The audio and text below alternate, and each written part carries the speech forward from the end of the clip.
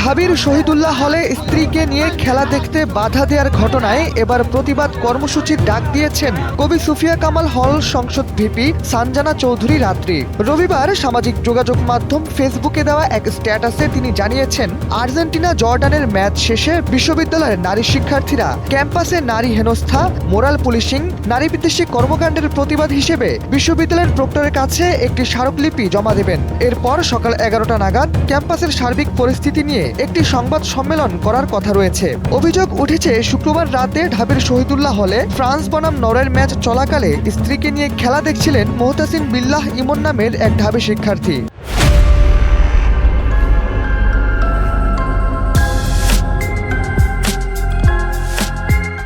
সে সময় তাকে খেলা দেখতে বাধা দেন শহীদুল্লাহ হল সংসদের সমাজসেবা সম্পাদক মোহাম্মদ সাজু মিয়া। এ বিষয়ে সাজু মিয়ার বক্তব্য হলো, সামাজিক যোগাযোগ মাধ্যমে বিষয়টিকে ভুলভাবে উপস্থাপন করা হয়েছে। অন্যদিকে ভুক্তভোগী ইমনের অভিযোগ, সেদিন তাকে ঘেরাও করে জিজ্ঞাসাবাদ করা হয়। এরপর সেখানে স্ত্রী নিয়ে উপস্থিত থাকা যাবে না বলে জানান অভিযুক্ত শিবির নেতা সাজু মিয়া। এ ঘটনায় ঢাবিতে খেলা দেখতে আসা নারী শিক্ষার্থীদের মাঝে আতঙ্ক তৈরি হতে দেখা গেছে। সামাজিক যোগাযোগ মাধ্যমে অনেকেই বিশ্ববিদ্যালয়ে খেলা দেখতে আসা নারী শিক্ষার্থীদের নিরাপত্তা নিয়ে প্রশ্ন তুলেছেন।